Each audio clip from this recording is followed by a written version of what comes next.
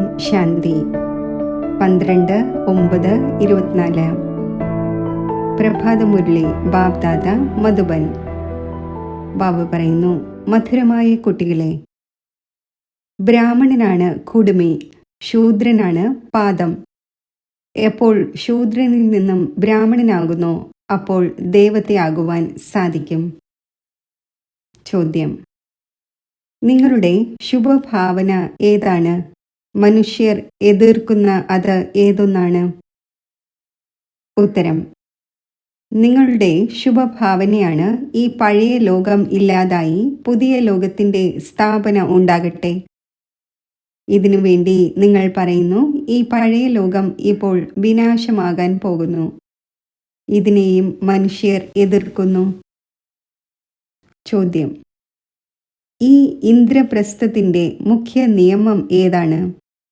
ഉത്തരം: ഏതെങ്കിലും പതീതവും ശൂദ്രനുമായവരെ ഈ ഇന്ദ്രപ്രസ്ഥത്തിൻ്റെ സഭയിൽ കൊണ്ടുവരാൻ സാധിക്കില്ല. അഥവാ ആരെങ്കിലും കൊണ്ടുവന്നുവെങ്കിൽ അവരുടെ മേലും പാപം ഏൽക്കുന്നു. ഓം ശാന്തി. ആത്മീയ കുട്ടികളെ പ്രതി ആത്മീയ പിതാവിരുന്ന് മനസ്സിലാക്കിച്ചു തരുന്നു. ആത്മീയ കുട്ടികൾ അറിയുന്നുണ്ട്, നമ്മൾ നമുക്ക് വേണ്ടി നമ്മുടെ ദൈവിക രാജ്യം വീണ്ടും സ്ഥാപിച്ചുകൊണ്ടിരിക്കുകയാണ്. കാരണം നിങ്ങൾ ബ്രഹ്മകുമാർ കുമാരിമാരാണ്. നിങ്ങൾ തന്നെയാണ് അറിയുന്നത്. എന്നാൽ മായ നിങ്ങളെയും മറപ്പിക്കുന്നു. നിങ്ങൾ ദേവതയാകുവാൻ ആഗ്രഹിക്കുന്നു. അപ്പോൾ മായ നിങ്ങളെ ബ്രാഹ്മണനിൽ നിന്നും ശൂദ്രനാക്കി മാറ്റുന്നു. ശിവ് ബാബയെ ഓർമ്മിക്കാതിരിക്കുന്നതിലൂടെ ബ്രാഹ്മണൻ ശൂദ്രനായി മാറുന്നു. കുട്ടികൾക്ക് ഇതറിയാം. നമ്മൾ നമ്മുടെ രാജ്യം സ്ഥാപിച്ചുകൊണ്ടിരിക്കുകയാണ്. എപ്പോൾ രാജ്യം സ്ഥാപിതമാകുന്നു, പിന്നെ ഈ പഴയ സൃഷ്ടി നിലനിൽക്കുകയില്ല. എല്ലാവരെയും ഈ വിശ്വത്തിൽ നിന്നും ശാന്തിധാമത്തിലേക്ക് അയക്കുന്നു. ഇതാണ് നിങ്ങളുടെ ഭാവന.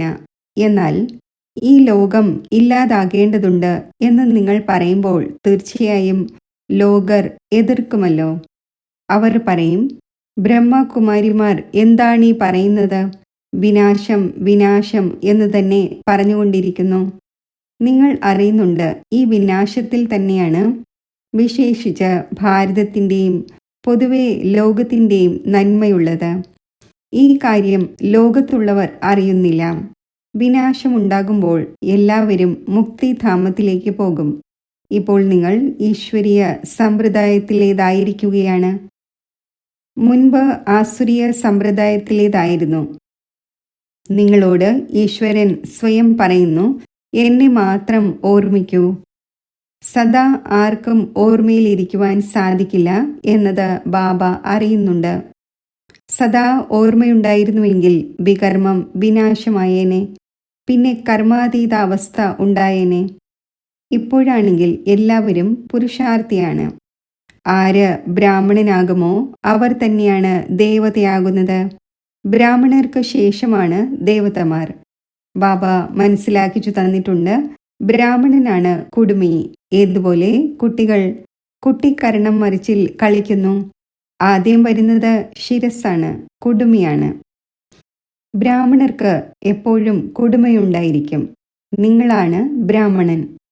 മുൻപ് ശൂദ്രൻ, അതായത് പാദം ആയിരുന്നു. ഇപ്പോൾ കുടുമിയായ ബ്രാഹ്മണൻ ആയിരിക്കുകയാണ്. പിന്നീട് ദേവതയാകും. ദേവത എന്ന് പറയുന്നത് മുഖത്തെയാണ്.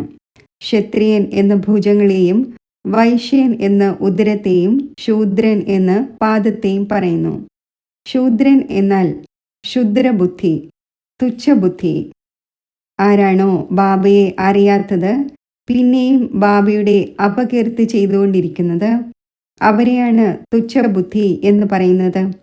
അതിനാൽ ബാബ പറയുന്നു, എപ്പോഴെല്ലാം ഭാരതത്തിൽ ഗ്ലാനി ഉണ്ടാകുന്നു അപ്പോൾ ഞാൻ വരുന്നു.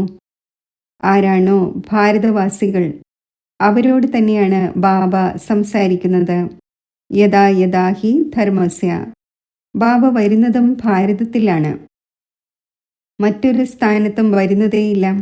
ഭാരതം തന്നെയാണ് അവിനാശി ഖണ്ഡം. ബാബയും അവിനാശിയാണ്. ആ ഒന്ന് ഒരിക്കലും ജനന മരണത്തിൽ വരുന്നില്ല. ബാബ അവിനാശി ആത്മാക്കളെ തന്നെയാണ് ഇരുന്ന് കേൾപ്പിക്കുന്നത്. ഈ ശരീരമാണെങ്കിൽ വിനാശിയാണ്. ഇപ്പോൾ നിങ്ങൾ ശരീരത്തിൻ്റെ ബോധം ഉപേക്ഷിച്ച് സ്വയം ആത്മാവാണ് എന്ന് മനസ്സിലാക്കാൻ തുടങ്ങി. ബാബ മനസ്സിലാക്കിച്ചു തന്നിരുന്നു, ഹോളിക്ക് കോക്കി ഗോതമ്പ് കൊണ്ടുണ്ടാക്കുന്ന ഒരു പലഹാരം അത് പാകം ചെയ്യുമ്പോൾ കോക്കി മുഴുവനും കത്തിപ്പോകുന്നു, ചരട് കത്തുന്നില്ല. ആത്മാവ് ഒരിക്കലും വിനാശമാകുന്നില്ല.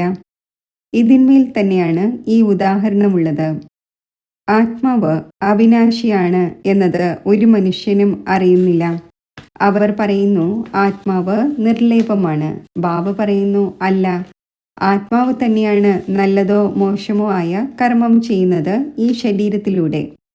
ഒരു ശരീരം ഉപേക്ഷിച്ച് പിന്നെ മറ്റൊന്നെടുക്കുന്നു, കർമ്മഭോഗം അനുഭവിക്കുകയും ചെയ്യുന്നു. അപ്പോൾ അത് കണക്കുകൾ കൊണ്ടുവന്നുവല്ലോ. അതിനാൽ ആസുരീയ ലോകത്തിൽ മനുഷ്യൻ അപാര ദുഃഖം അനുഭവിക്കുന്നു, ആയുസ്സും കുറഞ്ഞുകൊണ്ടിരിക്കുന്നു. എന്നാൽ മനുഷ്യർ ഈ ദുഃഖങ്ങളെയും സുഖമായി മനസ്സിലാക്കി ഇരിക്കുകയാണ്.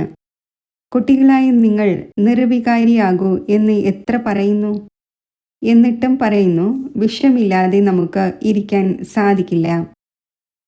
കാരണം ശൂദ്ര സമ്പ്രദായമാണല്ലോ, ശൂദ്രബുദ്ധിയാണ്. നിങ്ങൾ കുടുമിയായ ബ്രാഹ്മണൻ ആയിരിക്കുകയാണ്. കുടുമി ഏറ്റവും ഉയർന്നതാണ്, ദേവതമാരേക്കാളും ഉയർന്നതാണ്. നിങ്ങൾ ഈ സമയം ദേവതമാരേക്കാളും ഉയർന്നതാണ്. കാരണം ബാബയുടെ കൂടെയാണ്. ബാബ ഈ സമയത്ത് നിങ്ങളെ പഠിപ്പിക്കുന്നു. ബാബ ഒബീഡിയൻ സെർവൻ്റ് ആയിരിക്കുകയാണല്ലോ. ബാബ കുട്ടികളുടെ ഒബീഡിയൻ സെർവൻ്റ് ആയിരിക്കുന്നുവല്ലോ. കുട്ടികൾക്ക് ജന്മം നൽകി പരിപാലിച്ച് പഠിപ്പിച്ച് പിന്നെ വലുതാക്കിയ ശേഷം എപ്പോഴാണോ വൃദ്ധനാകുന്നത് അപ്പോൾ മുഴുവൻ സ്വത്തും കുട്ടികൾക്ക് നൽകിയ ശേഷം സ്വയം ഗുരുവിൻ്റെ അരികിൽ പോയി ഇരിക്കുന്നു, വാനപ്രസ്ഥിയായി മാറുന്നു. മുക്തിധാമത്തിലേക്ക് പോകുന്നതിനു വേണ്ടി ഗുരുവിനെ സ്വീകരിക്കുന്നു. എന്നാൽ അവർക്ക് മുക്തിധാമത്തിലേക്ക് പോകാൻ സാധിക്കില്ല. മാതാപിതാക്കൾ കുട്ടികളെ പരിപാലിക്കുന്നു. മാതാവ് രോഗബാധിതമാണ് എന്ന് വിചാരിക്കൂ. കുട്ടിയും വിസർജനം നടത്തുകയാണെങ്കിൽ പിതാവിന് എടുക്കേണ്ടി വരുമല്ലോ. അപ്പോൾ മാതാപിതാക്കൾ കുട്ടികളുടെ സെർവൻ്റായല്ലോ. മുഴുവൻ സ്വത്തും കുട്ടികൾക്ക് നൽകുന്നു. പരിധിയില്ലാത്ത പിതാവും പറയുന്നു, ഞാൻ എപ്പോൾ വരുന്നുവോ അപ്പോൾ. ഏതെങ്കിലും ചെറിയ കുട്ടികളുടെ അടുക്കലല്ല വരുന്നത്. നിങ്ങൾ മുതിർന്നവരാണല്ലോ. നിങ്ങൾക്കിരുന്ന് ശിക്ഷണം നൽകുന്നു. നിങ്ങൾ ശിവ് ബാബയുടെ കുട്ടികളാകുന്നു. അപ്പോൾ BK എന്ന് വിളിക്കപ്പെടുന്നു. അതിനു മുമ്പേ ശൂദ്രകുമാരനും കുമാരിയും ആയിരുന്നു, വേശ്യാലയത്തിലായിരുന്നു.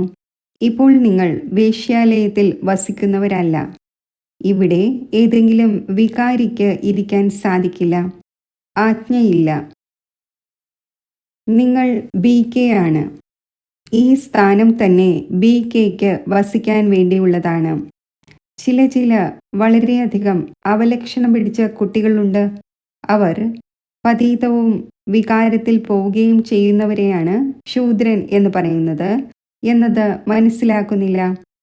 അവർക്ക് ഇവിടെ കഴിയാനുള്ള ആജ്ഞയില്ല, വരാൻ സാധിക്കില്ല. ഇന്ദ്രസഭയുടെ കാര്യമാണല്ലോ. ഇന്ദ്രസഭ ഇതാണ്. ഇവിടെ ജ്ഞാനമഴ ഉണ്ടാകുന്നു. ഏതെങ്കിലും BK അപവിത്രമായവരെ ഒളിപ്പിച്ച് സഭയിൽ ഇരുത്തിയെങ്കിൽ 2 പേർക്കും കല്ലായി മാറുന്നതിൻ്റെ ശാപം ലഭിച്ചു. സത്യമായ ഇന്ദ്രസഭ ഇതാണല്ലോ. ഇതേതെങ്കിലും കുമാരിമാരുടെ സത്സംഗമല്ല. പവിത്രമായവർ ദേവതമാരാണ്, പതീതമായവർ ശൂദ്രരാണ്. പതീതരെ ബാബ വന്ന് പാവന ദേവതയാക്കുന്നു. ഇപ്പോൾ നിങ്ങൾ പതീതത്തിൽ നിന്നും പാവനമായിക്കൊണ്ടിരിക്കുന്നു. അപ്പോൾ ഇതായി ഇന്ദ്രസഭ. അഥവാ ചോദിക്കാതെ ആരെങ്കിലും വികാരിയെ കൊണ്ടുവരികയാണെങ്കിൽ വളരെയധികം ശിക്ഷ ലഭിക്കുന്നു, കല്ല് ബുദ്ധിയായി മാറുന്നു. ഇവിടെ പവിഴ ബുദ്ധിയായിക്കൊണ്ടിരിക്കുകയാണല്ലോ. അപ്പോൾ അങ്ങനെയുള്ളവരെ ആരാണോ കൊണ്ടുവരുന്നത് അവർക്കും ശാപം ലഭിക്കുന്നു. നിങ്ങൾ വികാരികളെ ഒളിപ്പിച്ച് എന്തിനു കൊണ്ടുവന്നു? ഇന്ദ്രനോട് അഥവാ ബാബയോട് ചോദിച്ചത് പോലുമില്ല. അപ്പോൾ എത്ര ശിക്ഷ ലഭിക്കുന്നു? ഇതെല്ലാം ഗുപ്തമായ കാര്യങ്ങളാണ്. ഇപ്പോൾ നിങ്ങൾ ദേവതയായിക്കൊണ്ടിരിക്കുന്നു. വളരെ കടുത്ത നിയമമാണ്. അവസ്ഥ തന്നെ നിലം പതിക്കുന്നു. പൂർണ്ണമായും കല്ല് ബുദ്ധിയായി മാറുന്നു. ഒന്നാമതേ കല്ല് ബുദ്ധിയാണ്. പവിഴ ബുദ്ധി ആകുന്നതിൻ്റെ പുരുഷാർത്ഥമേ ചെയ്യുന്നില്ല. ഇത് ഗുപ്തമായ കാര്യങ്ങളാണ്. അത് കുട്ടികളായ നിങ്ങൾക്ക് മാത്രമേ മനസ്സിലാക്കാൻ സാധിക്കുള്ളൂ. ഇവിടെ BKs താമസിക്കുന്നു. അവരെ ദേവത, അതായത് കല്ല് ബുദ്ധിയിൽ നിന്നും പവിഴ ബുദ്ധി ബാബ ആക്കിക്കൊണ്ടിരിക്കുകയാണ്. ബാബ മധുരമധുരമായ കുട്ടികൾക്ക് മനസ്സിലാക്കിച്ചു തരുന്നു. ഒരു നിയമവും ലംഘിക്കരുത്, ഇല്ലെങ്കിൽ അവരെ 5 ഭൂതങ്ങൾ പിടികൂടും. കാമം, ക്രോധം, ലോഭം, മോഹം, അഹങ്കാരം. ഇത് പകുതി കൽപ്പത്തെ 5 വലിയ വലിയ ഭൂതമാണ്. നിങ്ങൾ ഇവിടെ ഭൂതങ്ങളെ ഓടിക്കുവാൻ വന്നിരിക്കുകയാണ്. ആത്മാവ് ശുദ്ധവും പവിത്രവുമായിരുന്നു. അത് അപവിത്രവും അശുദ്ധവും ദുഃഖിയും രോഗിയും ആയിരിക്കുകയാണ്. ഈ ലോകത്തിൽ അളവറ്റ ദുഃഖമുണ്ട്. ബാബ വന്ന് ജ്ഞാനം വർഷിക്കുന്നു. കുട്ടികളായ നിങ്ങളിലൂടെ തന്നെയാണ് ചെയ്യുന്നത്. നിങ്ങൾക്ക് വേണ്ടി സ്വർഗം രചിക്കുന്നു. നിങ്ങൾ തന്നെയാണ് യോഗബലത്തിലൂടെ ദേവതയാകുന്നത്. ബാബ സ്വയം ആകുന്നില്ല. ബാബ സെർവൻ്റാണ്. ടീച്ചറും സ്റ്റുഡൻറ്റിൻ്റെ സെർവൻ്റാണ്. സേവനം ചെയ്ത് പഠിപ്പിക്കുന്നു. ടീച്ചർ പറയുന്നു, ഞാൻ നിങ്ങളുടെ മോസ്റ്റ് ഒബീഡിയൻറ്റ് സെർവൻ്റാണ്. ആരെയെങ്കിലും ബാരിസ്റ്ററോ എഞ്ചിനീയറോ ആക്കുകയാണെങ്കിൽ സെർവൻ്റായല്ലോ. അതേപോലെ തന്നെ ഗുരുക്കന്മാരും വഴി പറഞ്ഞു കൊടുക്കുന്നു. സെർവൻ്റായി മുക്തിധാമത്തിലേക്ക് കൊണ്ടുപോകുന്നതിനുള്ള സേവനം ചെയ്യുന്നു. എന്നാൽ ഇക്കാലത്ത് ഗുരുവിന് ആരെയെങ്കിലും കൊണ്ടുപോകാൻ സാധിക്കില്ല. കാരണം അവരും പതീതമാണ്. ഒരേ ഒരു സദ്ഗുരു സദാ പവിത്രമാണ്. ബാക്കി എല്ലാ ഗുരുക്കന്മാരും പതീതമാണ്. ഈ മുഴുവൻ ലോകവും പതീതമാണ്. പാവന ലോകം എന്ന് പറയുന്നത് സത്യയുഗത്തെയും പതീത ലോകം എന്ന് പറയുന്നത് കലിയുഗത്തെയുമാണ്. സത്യയുഗത്തെ തന്നെയാണ് പൂർണ്ണമായും സ്വർഗം എന്ന് പറയുന്നത്. ത്രേതായിൽ 2 കല കുറയുന്നു. ഈ കാര്യങ്ങൾ കുട്ടികളായ നിങ്ങൾ തന്നെയാണ് മനസ്സിലാക്കുകയും ധാരണ ചെയ്യുകയും ചെയ്യുന്നത്. ലോകത്തിലെ മനുഷ്യർക്ക് ഒന്നും അറിയില്ല. മുഴുവൻ ലോകവും സ്വർഗത്തിൽ പോകും എന്നൊന്നുമല്ല. ആര് കഴിഞ്ഞ കൽപ്പത്തിലുണ്ടായിരുന്നുവോ അതേ ഭാരതവാസികൾ വീണ്ടും വരും. സത്യത്രേതാ യുഗങ്ങളിൽ ദേവതയാവുകയും ചെയ്യും. അവർ തന്നെ പിന്നീട് ദ്വാപര മുതൽ സ്വയം തന്നെ ഹിന്ദു എന്ന് വിളിക്കും. അല്ലെങ്കിൽ തന്നെ ഹിന്ദു ധർമ്മത്തിൽ ഇപ്പോൾ വരെയും ഏത് ആത്മാക്കൾ മുകളിൽ നിന്നും ഇറങ്ങി വരുന്നുവോ അവരും സ്വയം ഹിന്ദു എന്നാണ് പറയുന്നത്. എന്നാൽ അവർ ദേവതയാവുകയില്ല, സ്വർഗത്തിൽ വരികയുമില്ല. അവർ വീണ്ടും ദ്വാപരയ്ക്ക് ശേഷം അവരുടേതായ സമയത്ത് ഇറങ്ങി വരും. സ്വയം ഹിന്ദു എന്ന് പറയുകയും ചെയ്യും. ദേവത നിങ്ങൾ തന്നെയാണ് ആകുന്നത്. അവർക്ക് ആദ്യം മുതൽ അന്ത്യം വരെയും പാർട്ടുണ്ട്. ഇത് ഡ്രാമയിലുള്ള വലിയ യുക്തിയാണ്. വളരെ പേർക്ക് ബുദ്ധിയിൽ ഇരിക്കുന്നില്ല. അപ്പോൾ ഉയർന്ന പദവിയും നേടുവാൻ സാധിക്കില്ല. ഇത് സത്യനാരായണന്റെ കഥയാണ്. അവരാണെങ്കിൽ അസത്യമായ കഥ കേൾപ്പിക്കുന്നു. അതിലൂടെ ആരെങ്കിലും ലക്ഷ്മിയോ നാരായണനോ ആകുന്നില്ല. ഇവിടെ നിങ്ങൾ പ്രാക്ടിക്കലിൽ ആകുന്നു. കലിയുഗത്തിലുള്ളതേ എല്ലാം അസത്യമാണ്. മായ അസത്യം. രാവണന്റെ രാജ്യം തന്നെ അസത്യമാണ്. സത്യഖണ്ഡം ബാബ നിർമ്മിക്കുന്നു. ഇതും നിങ്ങൾ ബ്രാഹ്മണരായ കുട്ടികളാണ് അറിയുന്നത്. അതും പുരുഷാർത്ഥത്തിൻ്റെ നമ്പർ അനുസരിച്ച്. കാരണം പഠനമാണ്. ചിലർ വളരെ കുറച്ച് പഠിക്കുന്നു, അപ്പോൾ ഫെയിലായി പോകുന്നു. ഈ പഠനം ഒരേ ഒരു തവണ മാത്രമേ സാധ്യമാവുകയുള്ളൂ. പിന്നീട് പഠിക്കുന്നത് പ്രയാസമാകും. തുടക്കത്തിൽ ആരാണോ പഠിക്കുകയും ശരീരം ഉപേക്ഷിച്ച് പോവുകയും ചെയ്തത്, അപ്പോൾ അവർ ആ സംസ്കാരം എടുത്തുകൊണ്ടാണ് പോയത്. വീണ്ടും വന്ന് പഠിക്കുന്നുണ്ടാകും. നാമരൂപം മാറുന്നു. ആത്മാവിന് തന്നെയാണ് മുഴുവൻ 84ൻ്റെയും പാർട്ട് ലഭിച്ചിട്ടുള്ളത്. അത് ഭിന്ന ഭിന്ന നാമ രൂപ ദേശ കാലത്തിൽ പാർട്ട് അഭിനയിക്കുന്നു. ഇത്രയും ചെറിയ ആത്മാവാണ്. അതിന് എത്ര വലിയ ശരീരം ലഭിക്കുന്നു? ആത്മാവ് എല്ലാവരിലും ഉണ്ടല്ലോ. ഇത്രയും ചെറിയ ആത്മാവ് ഇത്രയും ചെറിയ കൊതുകിലുമുണ്ട്. ഇതെല്ലാം വളരെ സൂക്ഷ്മവും മനസ്സിലാക്കേണ്ടതുമായ കാര്യങ്ങളാണ്. ഏത് കുട്ടികൾ ഇത് നല്ല രീതിയിൽ മനസ്സിലാക്കുന്നുവോ അവർ തന്നെയാണ് മാലയിലെ മുത്താകുന്നത്. ബാക്കിയുള്ളവർ പോയി ചില്ലിക്കാശിൻ്റെ പദവി നേടും. ഇപ്പോൾ നിങ്ങളുടെ ഈ പുഷ്പങ്ങളുടെ പൂന്തോട്ടം തയ്യാറായിക്കൊണ്ടിരിക്കുകയാണ്. മുൻപ് നിങ്ങൾ മുള്ളായിരുന്നു. ബാബ പറയുന്നു, കാമവികാരത്തിൻ്റെ മുള്ള് വളരെ മോശമായതാണ്. ഇത് ആദി മധ്യ അന്ത്യം ദുഃഖം നൽകുന്നു. ദുഃഖത്തിൻ്റെ മൂലകാരണം തന്നെ കാമമാണ്. കാമത്തെ ജയിക്കുന്നതിലൂടെ തന്നെയാണ് ജഗജ്ജീത് ആകുന്നത്. ഇതിൽ തന്നെയാണ് വളരെ പേർക്ക് പ്രയാസങ്ങൾ ഫീലാകുന്നത്. വളരെ പ്രയാസപ്പെട്ടേ പവിത്രമാകുന്നുള്ളൂ. ആര് കഴിഞ്ഞ കൽപ്പത്തിലായിരുന്നോ അവർ തന്നെയാകും. ആര് പുരുഷാർത്ഥം ചെയ്ത് ഉയർന്നതിലും ഉയർന്ന ദേവതയാകും എന്ന് മനസ്സിലാക്കുന്നു. നരനിൽ നിന്നും നാരായണനും നാരിയിൽ നിന്നും ലക്ഷ്മിയും ആകുന്നുവല്ലോ. പുതിയ ലോകത്തിൽ സ്ത്രീ പുരുഷന്മാർ രണ്ടുപേരും പാവനമായിരുന്നു. ഇപ്പോൾ പതീതമാണ്. പാവനമായിരുന്നു അപ്പോൾ സദോ പ്രധാനമായിരുന്നു. ഇപ്പോൾ തമോ പ്രധാനം ആയിരിക്കുകയാണ്. ഇവിടെ രണ്ടുപേർക്കും പുരുഷാർത്ഥം ചെയ്യേണ്ടതുണ്ട്. ഈ ജ്ഞാനം സന്യാസിമാർക്ക് നൽകാൻ സാധിക്കില്ല. ആ ധർമ്മം തന്നെ വേറെയാണ്, നിവൃത്തി മാർഗത്തിൻ്റെതാണ്. ഇവിടെ ഭഗവാൻ സ്ത്രീയെയും പുരുഷനെയും രണ്ടുപേരെയും പഠിപ്പിക്കുന്നു.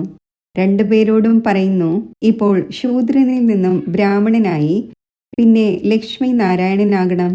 എല്ലാവരും ആവുകയില്ല. ലക്ഷ്മി നാരായണൻ്റെയും ഡിനൈസ്റ്റി ഉണ്ട്. അവർ രാജ്യം എങ്ങനെ നേടി ഇതാരും അറിയുന്നില്ല. സത്യയുഗത്തിൽ ഇവരുടെ രാജ്യമുണ്ടായിരുന്നു. ഇതും മനസ്സിലാക്കുന്നുണ്ട്. പക്ഷേ സത്യയുഗത്തിന് ലക്ഷക്കണക്കിന് വർഷങ്ങൾ നൽകിയിരിക്കുകയാണ്. അപ്പോൾ ഇത് അജ്ഞാനമായി. ബാബ പറയുന്നു, ഇതേ മുള്ളുകളുടെ കാടാണ്. അത് പുഷ്പങ്ങളുടെ പൂന്തോട്ടമാണ്. ഇവിടെ വരുന്നതിന് മുമ്പേ നിങ്ങൾ അസുരനായിരുന്നു. ഇപ്പോൾ നിങ്ങൾ അസുരനിൽ നിന്നും ദേവതയായിക്കൊണ്ടിരിക്കുന്നു. ആരാണ് ആക്കുന്നത്? പരിധിയില്ലാത്ത ബാബ. ദേവതമാരുടെ രാജ്യമുണ്ടായിരുന്നു. അപ്പോൾ രണ്ടാമത് ആരും ഉണ്ടായിരുന്നില്ല. ഇതും നിങ്ങൾ മനസ്സിലാക്കുന്നുണ്ട്. ആർക്കാണോ മനസ്സിലാക്കാൻ സാധിക്കാത്തത് അവരെ തന്നെയാണ് പതീതം എന്ന് പറയുന്നത്. ഇത് ബ്രഹ്മകുമാർ കുമാരിമാരുടെ സഭയാണ്. അഥവാ ആരെങ്കിലും പൈശാചികമായ പ്രവൃത്തി ചെയ്യുകയാണെങ്കിൽ അവരെ ശപിക്കുന്നു. കല്ല് ബുദ്ധിയായി മാറുന്നു. സ്വർണത്തിൻ്റെ ബുദ്ധിയുള്ളവരും നരനിൽ നിന്നും നാരായണൻ ആകുന്നവരും ആകാൻ പോകുന്നില്ല. പ്രൂഫ് ലഭിക്കുന്നു. പോയി 3rd ഗ്രേഡ് ദാസദാസിമാരാകും. ഇപ്പോഴും രാജാക്കന്മാരുടെ അടുക്കൽ ദാസദാസിമാരുണ്ട്. ചിലരുടേത് പൊടിയിൽ അമർന്നിരിക്കും എന്നും പാടപ്പെട്ടിട്ടുണ്ട്. അഗ്നിയുടെ ഗോളവും വരും, വിഷത്തിൻ്റെ ഗോളവും വരും. മൃത്യു തീർച്ചയായും വരേണ്ടതുണ്ട്. ഏതെങ്കിലും മനുഷ്യൻ്റെയോ ആയുധങ്ങളുടെയോ ആവശ്യം ഉണ്ടായിരിക്കാത്ത വിധത്തിലുള്ള വസ്തുക്കൾ തയ്യാറാക്കിക്കൊണ്ടിരിക്കുകയാണ്. അവിടെ ഇരുന്നു കൊണ്ട് തന്നെ ഇങ്ങനെയുള്ള ബോംബുകൾ ഇടും. പെട്ടെന്ന് ഇല്ലായ്മ ചെയ്യും വിധത്തിൽ അതിൻ്റെ വായു വ്യാപിക്കും. ഇത്രയും കോടിക്കണക്കിന് മനുഷ്യരുടെ വിനാശം ഉണ്ടാകേണ്ടതുണ്ട്. നിസാര കാര്യമാണോ? സത്യയുഗത്തിൽ എത്ര കുറച്ചുപേരാണുള്ളത്? ബാക്കി എല്ലാവരും ശാന്തിധാമത്തിലേക്ക് പോകും. അവിടെ നമ്മൾ ആത്മാക്കൾ വസിക്കുന്നു. സുഖധാമത്തിൽ സ്വർഗമാണ്, ദുഃഖധാമത്തിലാണ് ഈ നരകം. ഈ ചക്രം തിരിഞ്ഞുകൊണ്ടിരിക്കുന്നു. പതീതമായി മാറുന്നതിലൂടെ ദുഃഖധാമമായി മാറുന്നു. പിന്നെ ബാബ സുഖധാമത്തിലേക്ക് കൊണ്ടുപോകുന്നു. പരംപിത പരമാത്മാവ് ഇപ്പോൾ സർവരുടെയും സദ്ഗതി ചെയ്തുകൊണ്ടിരിക്കുകയാണ്. അപ്പോൾ സന്തോഷം ഉണ്ടായിരിക്കേണ്ടതാണല്ലോ. മനുഷ്യർ ഭയപ്പെടുന്നു. മൃത്യുവിലൂടെ തന്നെയാണ് ഗതിയും സദ്ഗതിയും ഉണ്ടാകേണ്ടത് എന്നത് മനസ്സിലാക്കുന്നില്ല. ശരി, മധുരമധുരമായ വളരെ കാലം വേർപിരിഞ്ഞ ശേഷം തിരിച്ചു കിട്ടിയ കുട്ടികൾക്ക് മാതാവും പിതാവുമായ ബാബ് ദാദയുടെ സ്നേഹസ്മരണകൾ. Good morning. ആത്മീയ പിതാവിൻ്റെ ആത്മീയ കുട്ടികൾക്ക് നമസ്തേ.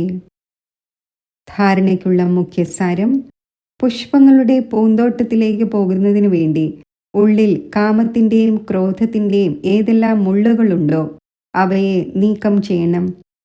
ശാപം ലഭിക്കും വിധത്തിലുള്ള ഒരു കർമ്മവും ചെയ്യരുത്. സത്യഖണ്ഡത്തിൻ്റെ അധികാരി ആകുന്നതിനായി സത്യനാരായണന്റെ സത്യമായ കഥ കേൾക്കുകയും കേൾപ്പിക്കുകയും വേണം. ഈ അസത്യഖണ്ഡത്തിൽ നിന്നും അകന്നു മാറണം. വരദാനം: ലൈറ്റിൻ്റെ ആധാരത്തിൽ ജ്ഞാനയോഗത്തിൻ്റെ ശക്തികളുടെ പ്രയോഗം ചെയ്യുന്ന പ്രയോഗശാലി ആത്മാവായി ഭവിക്കട്ടെ. ഇതുപോലെ പ്രകൃതിയുടെ ലൈറ്റ് സയൻസിൻ്റെ അനേകം പ്രകാരത്തിലുള്ള പ്രയോഗം പ്രാക്ടിക്കലിൽ ചെയ്തു കാണിക്കുന്നു. അതേപോലെ താങ്കൾ അവിനാശി പരമാത്മാ ലൈറ്റിലൂടെയും ആത്മീയ ലൈറ്റിലൂടെയും അതിനോടൊപ്പം പ്രാക്ടിക്കൽ സ്ഥിതിയുടെ ലൈറ്റിലൂടെയും ജ്ഞാനയോഗത്തിൻ്റെ ശക്തികളുടെ പ്രയോഗം ചെയ്യൂ. ഓം. അഥവാ സ്ഥിതിയും സ്വരൂപവും ഡബിൾ ലൈറ്റ് ആണെങ്കിൽ പ്രയോഗത്തിൻ്റെ സഫലത വളരെ സഹജമായി ഉണ്ടാകുന്നു. എപ്പോഴാണോ ഓരോരുത്തരും സ്വയം പ്രതി പ്രയോഗത്തിൽ മുഴുകുന്നത്, അപ്പോൾ പ്രയോഗശാലികളായ ആത്മാക്കളുടെ പവർഫുൾ സംഘടന തയ്യാറാകും. സ്ലോഗൻ: വിഘ്നങ്ങളുടെ അംശത്തെയും വംശത്തെയും സമാപ്തമാക്കുന്നവർ തന്നെയാണ് വിഘ്നവിനാശകർ. ഓം ശാന്തി.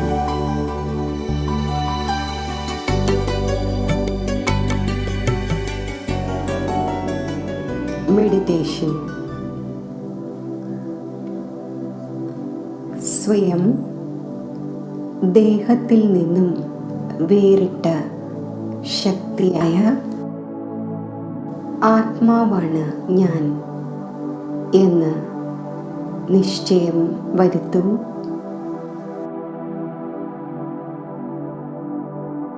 സ്വയം തന്നോട് തന്നെ സംസാരിക്കൂ. ഞാൻ ആത്മാവ്. ഓം ശാന്തി. ഒരു പ്രകാശ ബിന്ദുവാണ്.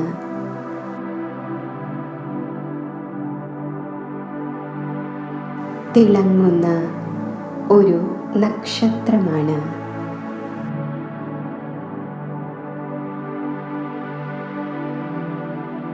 ഈ ശരീരത്തിലെ കർമ്മേന്ദ്രിയങ്ങളുടെ അധികാരിയാണ്.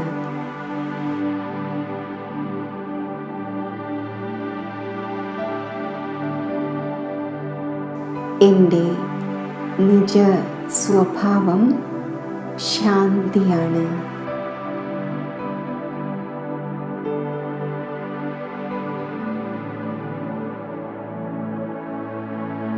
എൻ്റെ നിജധാമം ശാന്തിയുടെ ധാമമാണ്.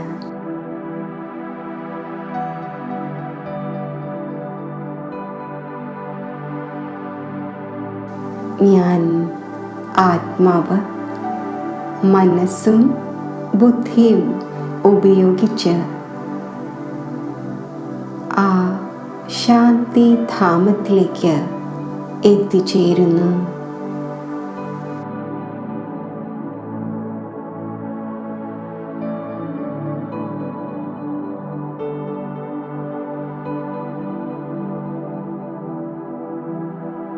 എൻ്റെ പരമപിതാവായ ശിവപരമാത്മാവിൻ്റെ ദിവ്യ നിവാസസ്ഥാനമായ ശാന്തിധാമത്തിൽ ഞാൻ എത്തിച്ചേരുന്നു.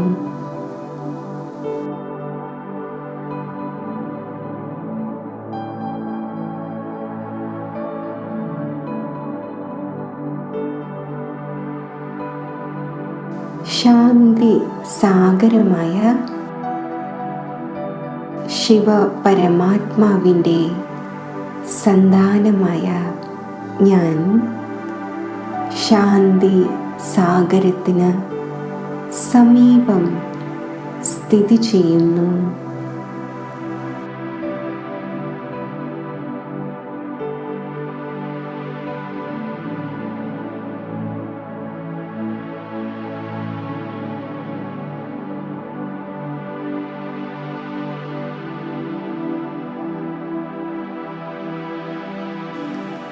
ശാന്തി സാഗരനിൽ നിന്നും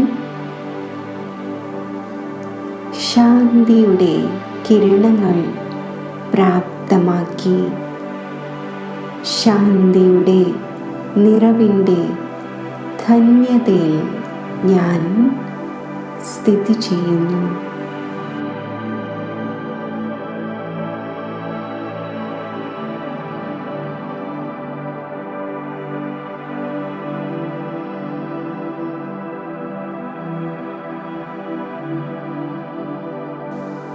എൻ്റെ ഉള്ളിൽ ശാന്തിയുടെ ശക്തി ഞാൻ അനുഭവിക്കുന്നു.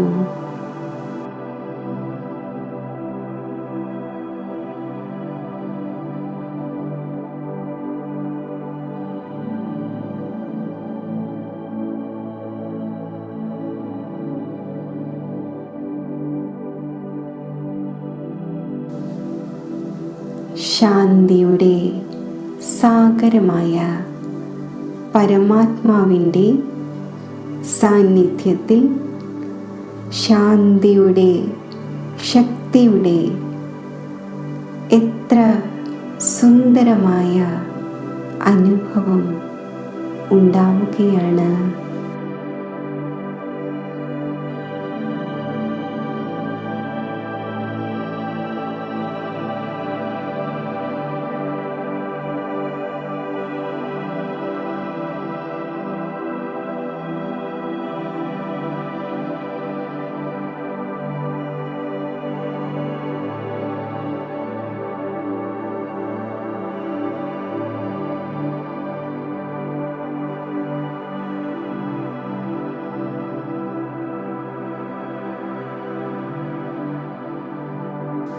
എനിക്ക് നാല് ചുറ്റിലും ശാന്തി തന്നെ ശാന്തിയാണ്.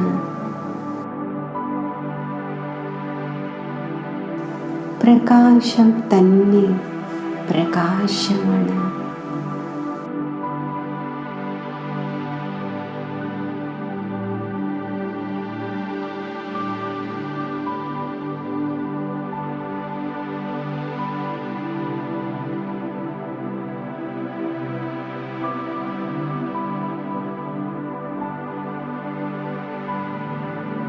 പരമാത്മാവുമായുള്ള കൂടിക്കാഴ്ചയിൽ ഈ ആത്മ അനുഭൂതിയിൽ ഞാൻ സ്ഥിതി ചെയ്യുന്നു.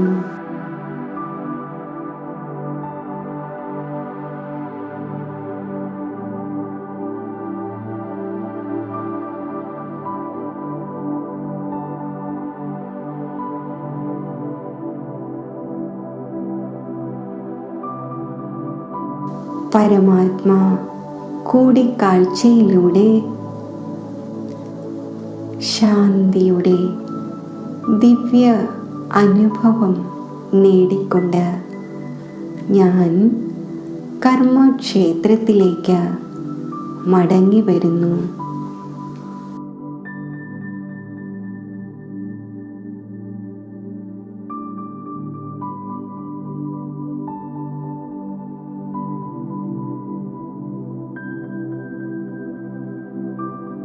എനിക്ക് എൻ്റെ ഓരോ കർമ്മവും ശാന്തിയുടെ അവസ്ഥയിൽ സ്ഥിതി ചെയ്തുകൊണ്ട് തന്നെ ചെയ്യണം.